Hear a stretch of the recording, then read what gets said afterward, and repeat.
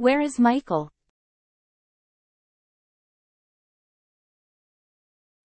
With wide-eyed joy, there's a little boy named Michael, oh so coy.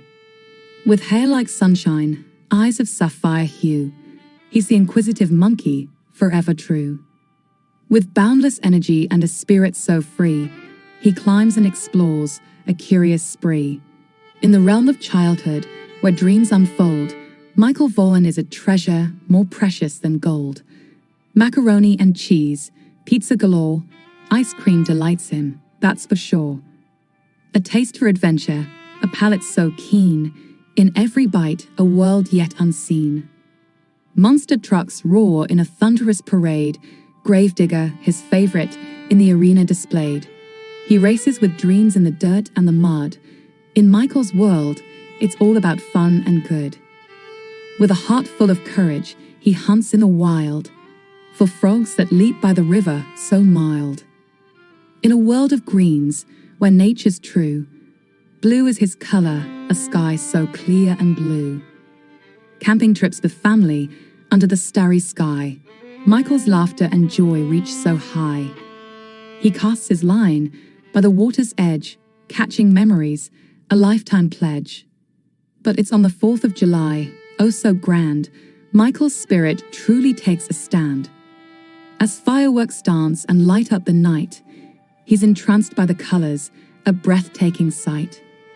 So here's to Michael, the little boy so dear, whose heart is filled with wonder year after year.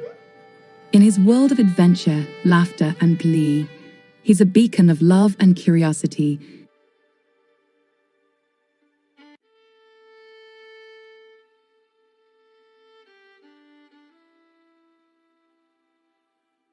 In the picturesque city of Fruitland, nestled along the tranquil Snake and Payette rivers in Payette County, Idaho, a serene summer day on July 27, 2021, took a tragic turn for the Vaughan family.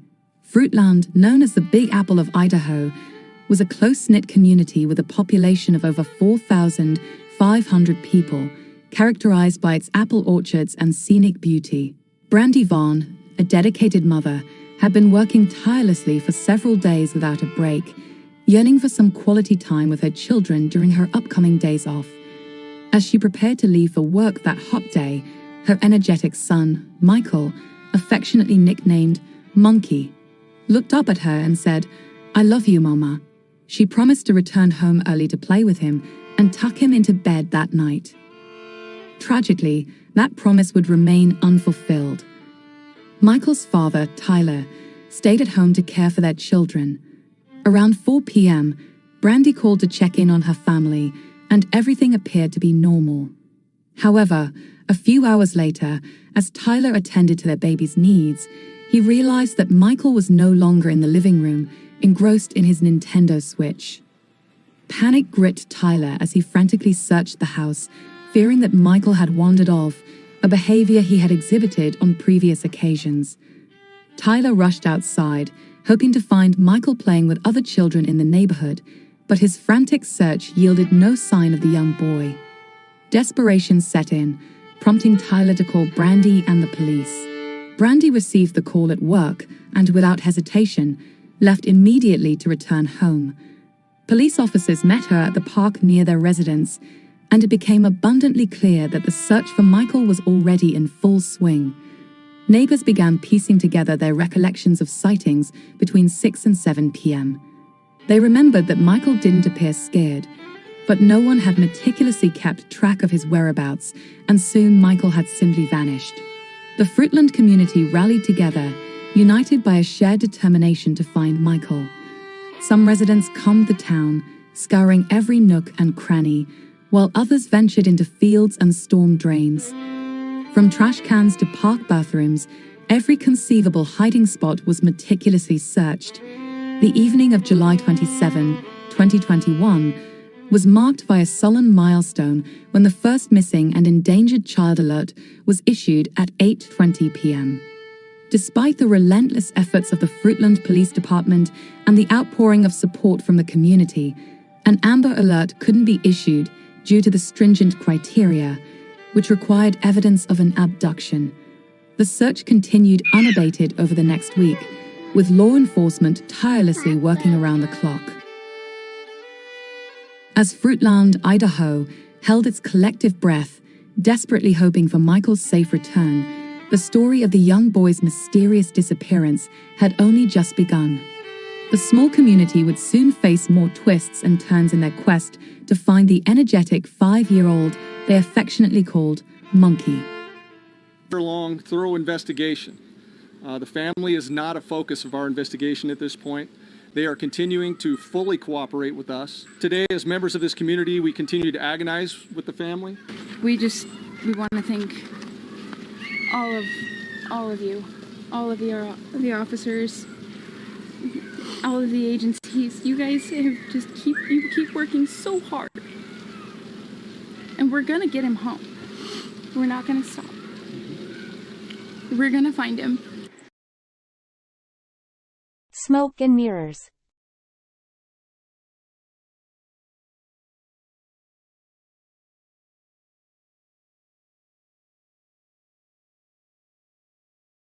Timeline.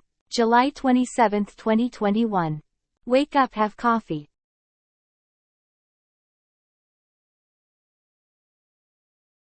Leave to Boise. Sarah and Brandon and Adrian leave to Boise or Nampa. Sarah gets a call from Sarah to give a person a ride. From Ontario to Boise Airport, says it happens at 11.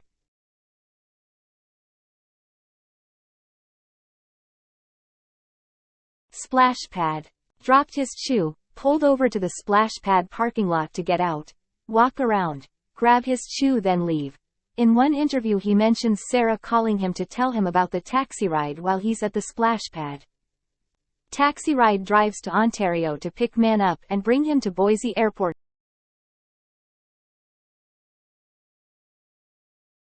Boise hangs out with Labor Day for a few hours or 30 minutes. A&W drove to a couple A&Ws, got food?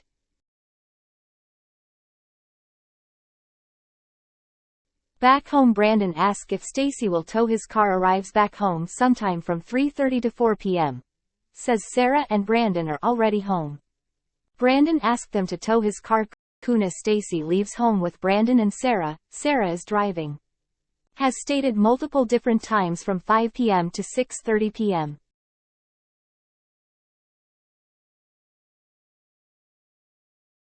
Get to Brandon's mother. They park where the cameras will not catch them. Brandon sneaks into his mother's house to do laundry, while Stacey is hooking up strapped to car. Stacey says Sarah went in to use the restroom, then on another interview he says she stayed outside. Got home, says multiple times. Sarah drove home, they took a longer way home, Stacey called them back roads. Strap snapped. Sarah got out and peed. Brandon rode in his car to steer.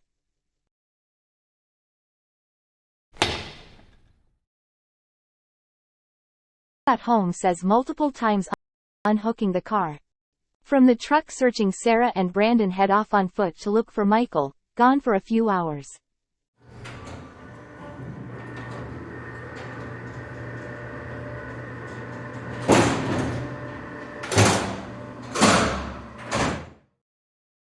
Smoke and mirrors. Stacey Wondra interviewed on several YouTube channels, giving different stories or adding extra details on each interview. Each channel Stacey Wondra has been on, he gives new information on things that are irrelevant to the Michael Vaughn disappearance or the timeline surrounding the day of July 27, 2021. The discussion will be covering a few of the things that Stacey is saying and the changing of his story. Smoke and mirrors means the obscuring or embellishing of the truth of a situation with misleading or irrelevant information. Stacey Wondra's day, according to him, on the day of July 27, 2021, the day precious Michael Vaughn went missing. First, Stacey says Brandon Shurtleff, an ex-friend that was living with him, and his wife, Sarah Wondra, Stacey's wife, Adrian Lewison, an ex-friend that lived with them, and himself all woke up around 9:30 a.m. They had breakfast, drank coffee, and either watched television or not, and just hung out together. Then, around 11 o'clock to 11:30, Adrian Lucien, Brandon Shurtleff and Sarah Wondra went to, according to Stacey, either Boise, Idaho or Nampa, Idaho. However, according to other sources, they went to Nampa, Idaho. They went to Nampa, Idaho to take Adrian to see his child. Around 11 a.m., Stacey Wondra received a taxi call. As they ran a taxi business, the taxi call was from Ontario, Oregon to the Boise, Idaho airport. This trip would take about 2 hours and was 114 miles. Stacey said he left his residence on Red Wing Street around 1 p.m. On one channel, and on another channel he said 1:30 p.m. after Stacey left his residence at whatever time he left. Stacey says, he dropped his dipping tobacco in the passenger side of the car in the floorboard of the Lexus he was driving. According to Stacey, he pulled into the Crestview Park to retrieve his dipping tobacco. Crestview Park is on 8th Street and about 2 minutes away from his residence.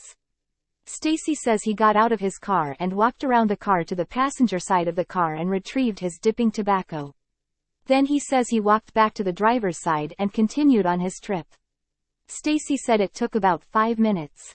According to Stacey, he continued on his trip and dropped his customer off at the Boise, Idaho airport. Then he says he went and visited a friend named David Fears, owner of Labor Dave's in Boise, Idaho. According to Stacey, he visited Mr. Fears for about 30 minutes. Then he continued to drive back toward Fruitland, Idaho. He also says he thinks he went to a W restaurant and is not sure which restaurant he went to. Stacey said on different channels that he returned home anywhere from 3 p.m. to 4:30 p.m. Stacey said that Brandon Shirtliff and his wife Sarah Wondra was at home when he got home, sitting on 2 different couches. However, there is proof that Brandon and Sarah was at Nampa, Idaho at 4:47 p.m. So is this yet more false information Stacey is providing?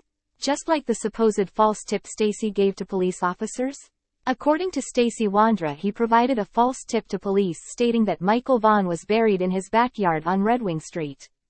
Then when police excavated the backyard, there was no sign of Michael.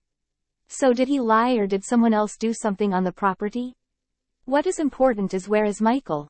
At some point in the afternoon, after Sarah Wondra and Brandon Shirtliff returned to the residence on Red Wing Street. According to Stacey, the trio decided to go pick up Brandon's car from his mother's home in Kuna, Idaho, about 50 miles away from Reading Street. Stacey provided several different times as of the time they left Red Wing Street.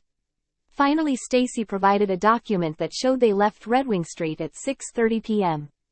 or 7 p.m. on July 27, 2021. At the same time, Michael Vaughn was reported missing, and in the same area he was reportedly last seen. However, Brandon Shirtliff said in an interview with JLR Investigates that him and Sarah was at the Chevron station 3 miles from their home at 7 p.m. getting milk and looking for Michael Vaughn.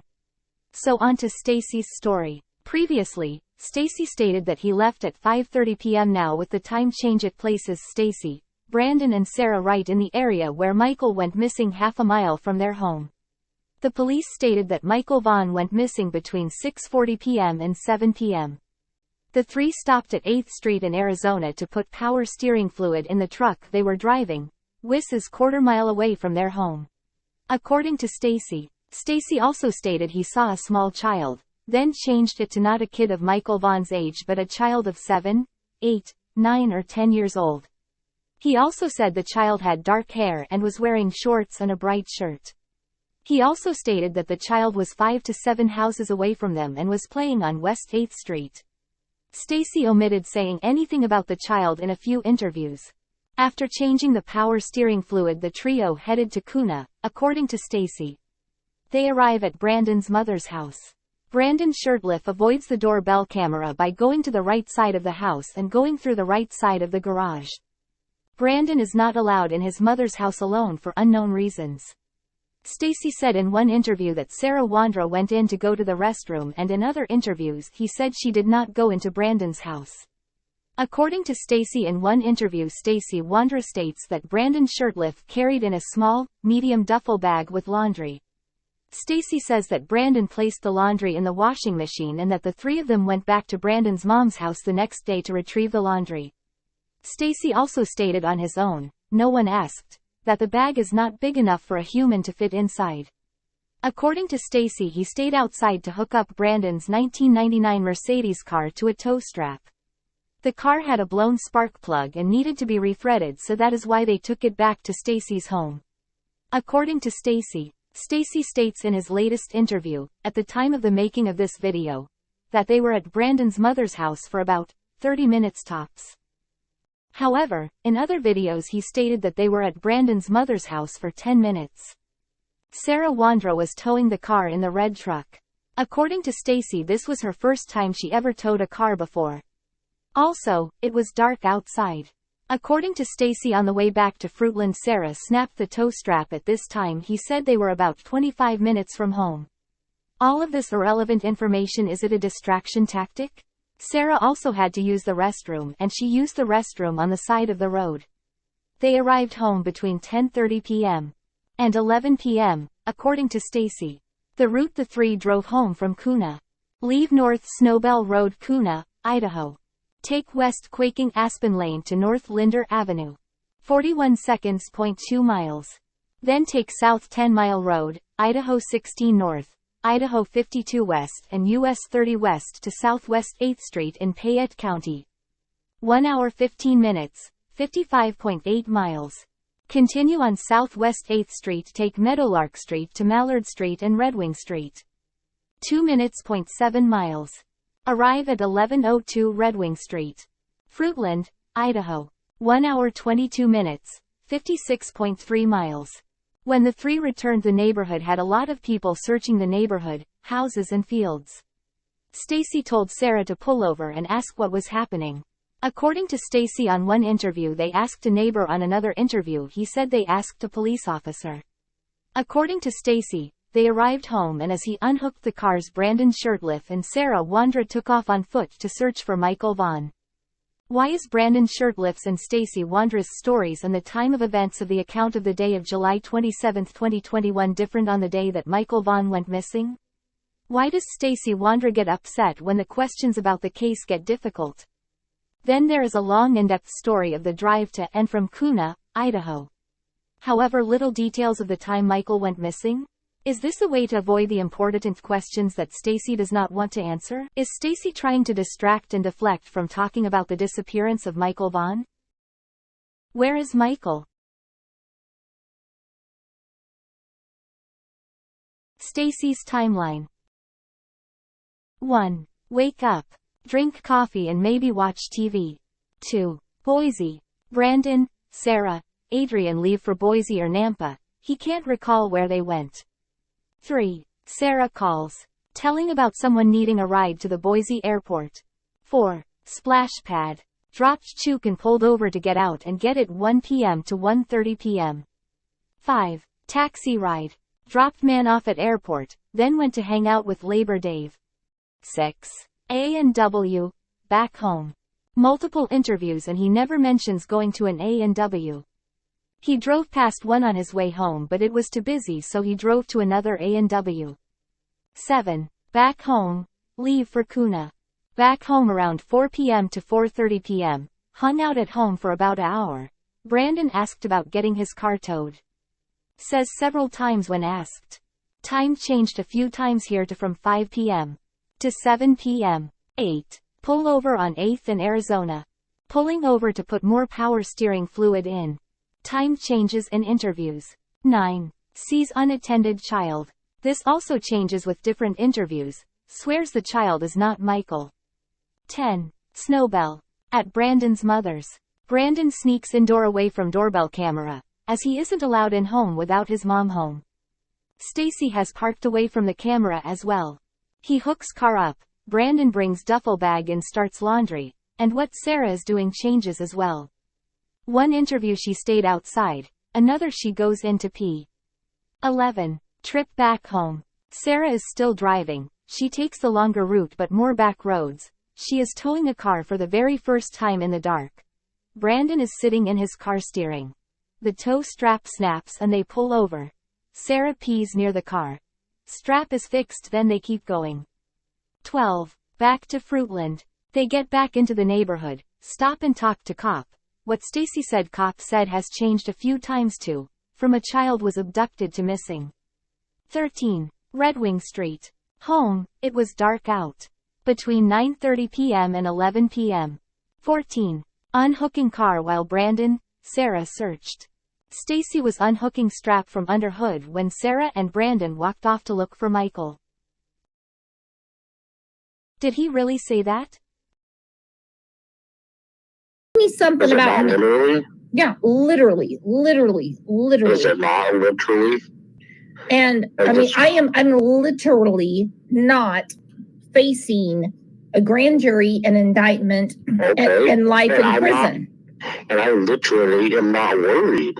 And if I was, nobody would be hanging their neck out to try to help me. I can tell you that literally. Brooks, I can tell you that literally. So you're gonna let me? Literally, I don't care. Okay? You don't I'm care not worried about life about it. in prison? I'm not worried about getting that because I'm not going to. Do you understand? Have you faced reality? Brooks, Have you faced let it go. reality? Let it go. I'm not discussing this with you. I'm not worried. I'm not mad. Not taking a deep breath. I told you I'm fucking hungry, and you seem to always want to defer around this situation. So, Well, I'm waiting on Greg to call back, and you get mad at me when I'm talking.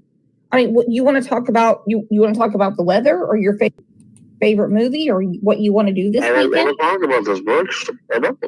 Well, what are you going to do when Brandon or Adrian tells them where that duffel bag is? Okay, then let him.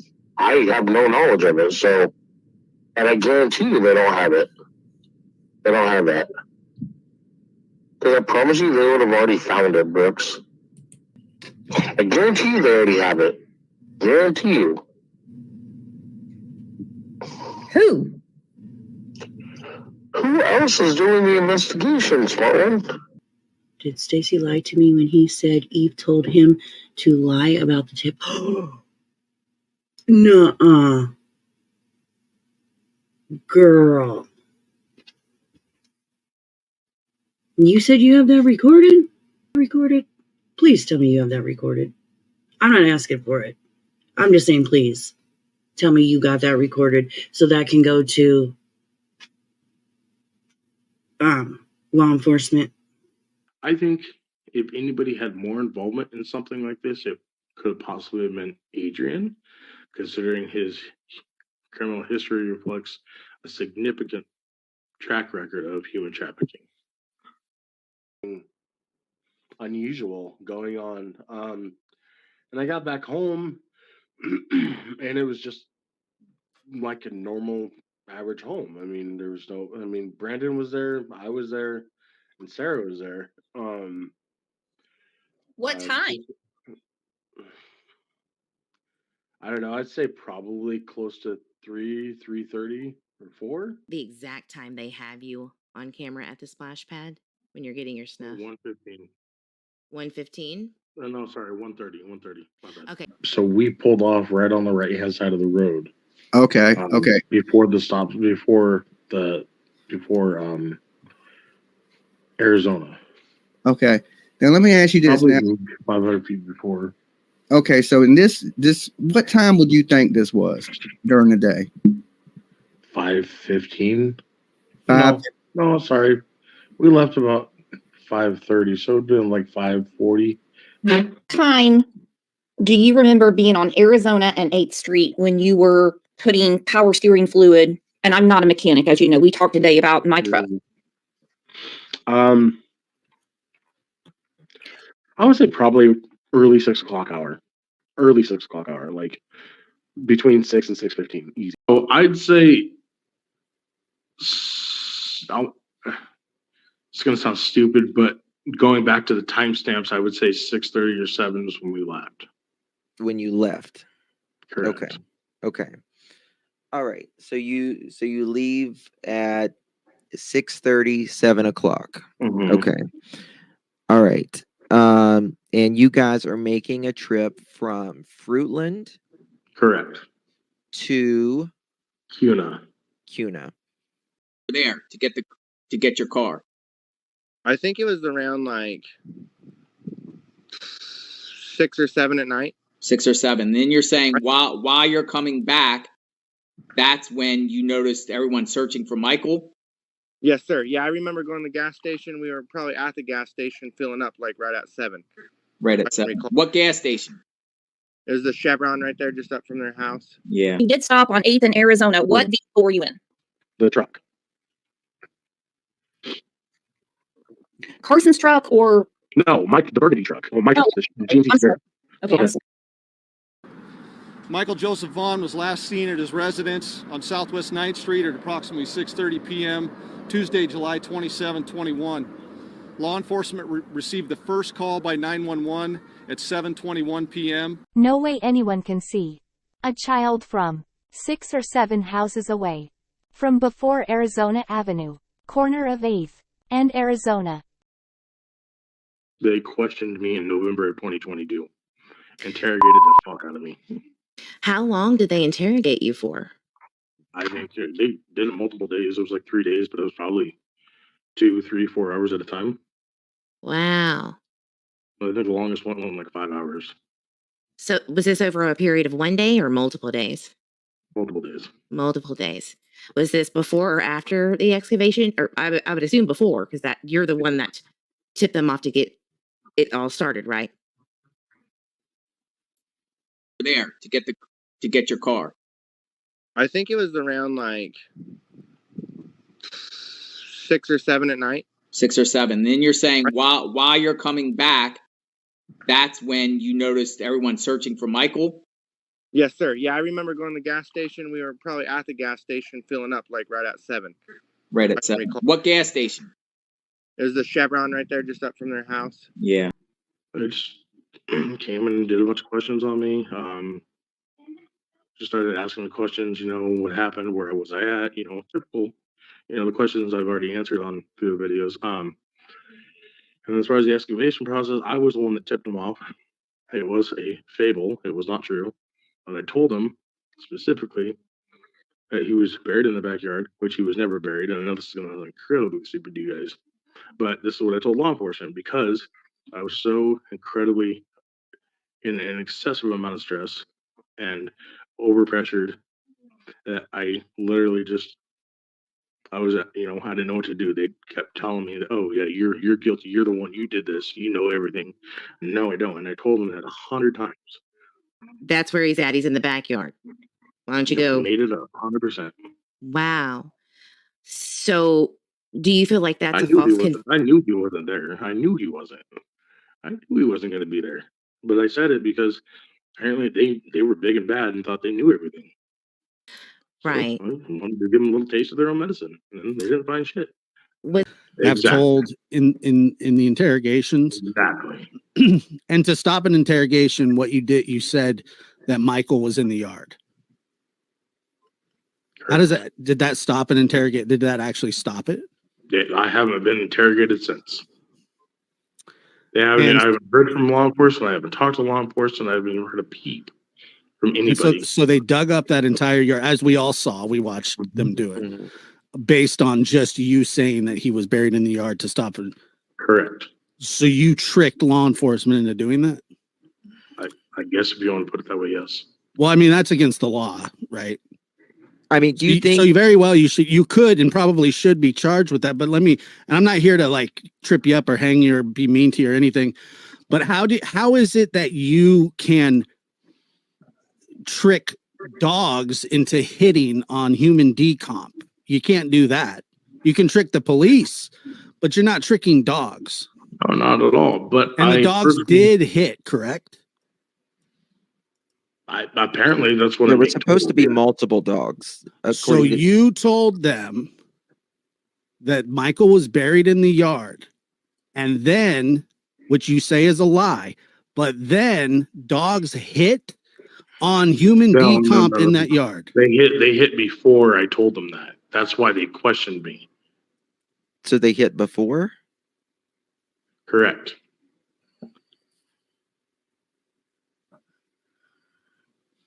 So but to prove my point that there was nothing back there, that's why I had them go dig it up. I knew there was nothing back there. I simply was very much so under pressure. I was being interrogated to the point of tears. I mean, for hours a day, for like 3 or 4 days.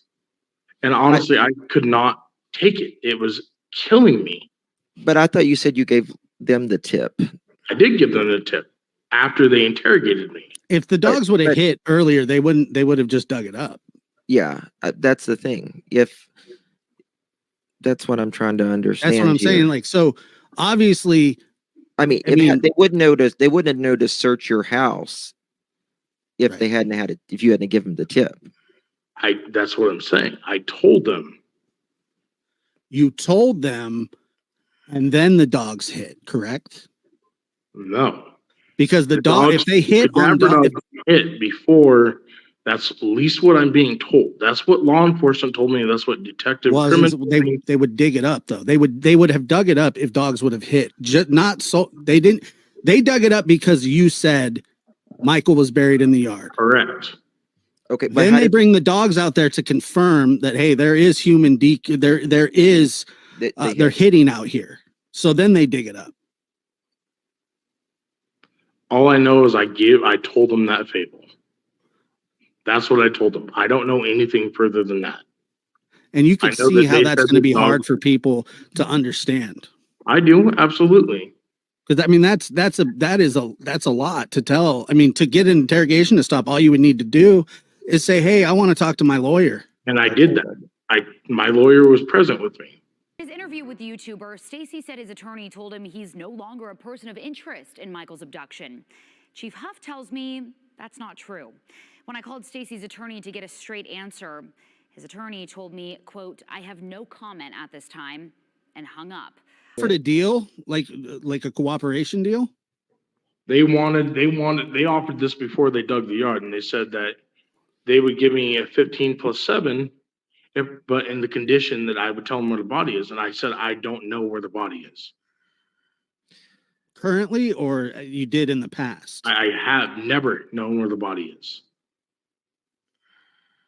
To look for the kid with Sarah, we got in her little Toyota car and drove to the gas station and drove around after we got out of the pickup, and then tried to look in the field to see if he went down by the river or if he could be out just wandering lost. And that's what hit my mind first.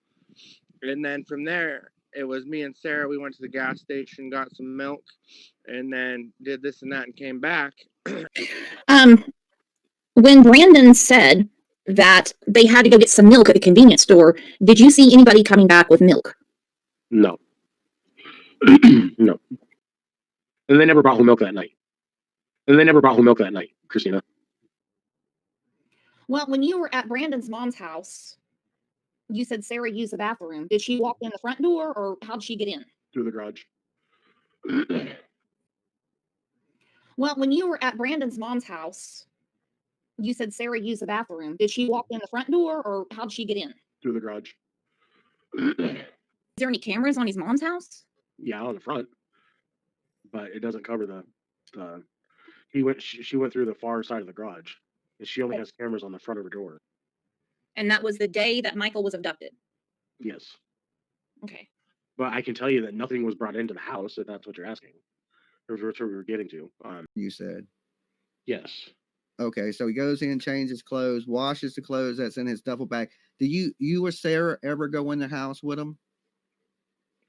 No. Okay. Now, did Brandon have anything with him? He had his duffel bag full of clothes, but it was small. It wasn't even a huge duffel bag. It was tiny. Like, what do you consider tiny? Like a book bag size, or big enough to fit? Take like a small duffel bag, had the little straps on it, but not near big enough to put any a human in it at all. Okay, so you're saying there's no way that he could have stuffed a small child No. in that. He just had dirty clothes in the bag. Yeah. Okay. They literally, I watched it on video when they were digging at that spot. Detective was on the phone with me. Mm-hmm. They dug nothing up. The dogs did not hit in that spot. I watched them. Mm-hmm. But you said that he was in the yard. I said he was in that direct spot, but he was never there. Clearly, he was in that yard somewhere at one point. somewhere, probably, I don't know. He I have probably nothing. was. I don't have knowledge of it. Well, Like I I mean, said, I you have didn't never. pull that out of thin air. Maybe Yes, I Adrian did. told you, maybe Yes, I did. Sarah told you, maybe Brandon No. told you. But timestamps again. I'm referring back to the timestamps because I literally just found them yesterday. I got back into my email account, and my pictures from that year last night, literally. Thanks to Eve, who is also viewing, I believe. Um, she helped me recover that. So I was able to get into that, and that's how I got those photos that you'll pull up eventually, with the timestamp attached. Okay. So I'd say it's gonna sound stupid, but going back to the timestamps, I would say 6:30 or 7 is when we left. When you left. Correct. Okay. Okay. Uh, Timestamps again. I'm referring back to the timestamps because I literally just found them yesterday. I got back into my email account, and my pictures from that year last night, literally. Thanks to Eve, who is also viewing, I believe. She helped me recover that. So Okay. And how long are y'all at this house? 30 minutes tops. Well, you can't wash and dry your clothes for 30 minutes. He didn't dry his clothes. He washed them and left them in the washer, and then they went back the next day. Oh, okay. In my life. Okay, so Brandon had a duffel bag. Excuse me. What did Brandon. Brandon what was Brandon doing with the duffel bag? He had his clothes in it. Like, I watched him when we went to go tow the car. I watched him have an empty duffel bag. It was empty, and I watched him fill it with all of his clothes that he had at our house. Was it your duffel bag? No, it was his. So you're not missing a duffel bag? Not at all. What do you do at the house once you arrive there? You hook up the car, and what else? What else is going on at the house? That's it. Brandon had to go through the side gate entrance on the right side of his house because his mom has surveillance, like a Ring doorbell that has audio video set up, that'll pick up detection of movement or whatever. So we parked just enough in front of his car so I could push his car out of the driveway and get the tow strap out of the truck to go connect to his car. And while in the process of me doing that, he was in the house washing his clothes. Brandon brought a duffel bag full of his clothes. I can verify that it was literally full of clothes because it was empty when he brought it on the couch from the side of the couch. And I watched him put all of his dirty clothes inside the duffel bag. So there was a duffel bag. A black one, correct. At your house? Yes, that was his. Uh-huh. How big is the duffel bag? It's small. It's a medium to small duffel bag. It's not big at all. It's not like a huge one. It's got the handles that Velcro together, and it's got a strap that goes over your shoulder. Okay.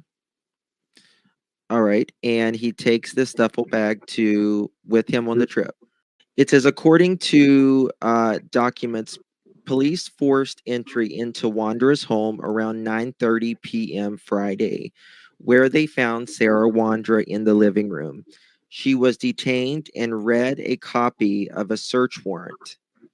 Quote, when I got to the portion that read murder, she said, quote, did you just say murder multiple times? End quote. A Fruitland police officer wrote in the affidavit, she also said, quote, I have never murdered anyone, end quote. Officials said Sarah Wondra maintained that she, quote, definitely did not kill that boy, end quote. That's her quote, not mine. And said, quote, the Most High God already told me who did it, end quote. She reportedly told police, quote, oh, wow, the Most High God just told me that Stacey was the one who killed him and buried him in the backyard, end quote, the neighbor's house. When she asked later to show police where the boy was buried, according to the affidavit, she told police of a spot near the entry of the residence and said Stacey had buried him in the backyard, quote, in the backyard of the shed, end quote. Police said at that point they began to digging a portion of the Wondras yard based upon information, quote, received from Stacey, who had not yet been arrested or charged by Monday afternoon. It wasn't clear when or why police had spoken with Stacey Wondra.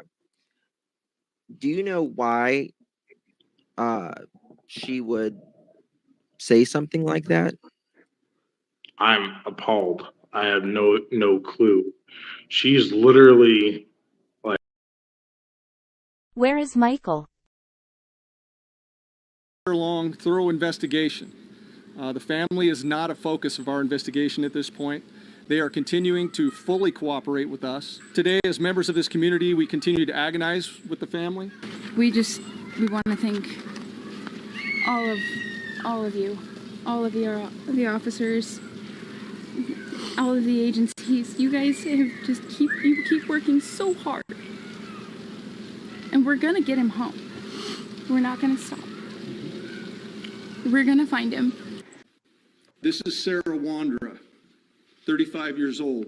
Sarah lives at 1102 Red Wing Street in Fruitland and was living there at the time of Michael's disappearance. We believe that Sarah has firsthand knowledge and is involved in Michael's abduction. This is Sarah's husband, Stacey Wondra, 30 years old, a male. Stacey was also living at 1102 Red Wing Street in Fruitland and was living there at the time of Michael's disappearance. We believe that Stacey has firsthand knowledge and is involved in the abduction of Michael Vaughn. This is Brandon Shirtliff, 30 years old, of Kuna, Idaho. Brandon was living with Sarah and Stacey Wondra at 1102 Red Wing Street at the time of Michael's disappearance, and we believe Brandon has firsthand knowledge of Michael's abduction. Brandon is currently believed to be in North Dakota. Adrian Lucian, 32-year-old male out of Toledo, Ohio. Adrian was staying with Sarah and Stacey Wondra at 1102 Red Wing Street at the time of Michael's disappearance, and we believe that Adrian has firsthand knowledge of Michael's abduction. Adrian is currently believed to be in Toledo, but floats between Ohio and California. I strongly encourage Shirtliff and Lucien to contact the Fruitland Police Department detectives as the window of time for talking and cooperation is coming to a close. Where is Michael? More than 2 years have passed since the disappearance of 7-year-old Michael Vaughn from the tranquil town of Fruitland, Idaho. Despite desperate efforts, the search for the missing child has persisted without pause since his last sighting on July 27, 2021. Michael Vaughn, a 7-year-old with striking blue eyes and blonde hair, has become the focal point of an extensive search operation. Residents and law enforcement agencies have joined forces in the collective hope of reuniting Michael with his anxious family. The young boy was last seen wearing a light blue t-shirt adorned with the Minecraft logo, dark blue boxer briefs, and sandals. Providing any critical information that could aid in his identification is crucial. The Fruitland Police Department has taken the lead in investigating Michael's disappearance, urging anyone with information about his whereabouts to contact them immediately at 208-642-6006. Every piece of information, no matter how seemingly small, could be instrumental in locating Michael and bringing him safely back home. The disappearance of a child is a heart-wrenching event that deeply affects the community. Fruitland residents have united, demonstrating unwavering support for Michael's family during this challenging time. Their commitment to the search effort underscores the strength and unity of this close-knit community. As the days turn into weeks, the search for Michael Vaughn persists with unyielding determination. Authorities, family, and friends hold on to hope, praying for his safe return. The Fruitland community remains resolute in their quest to bring Michael home, keeping his memory alive in the hearts of all who know and care about him.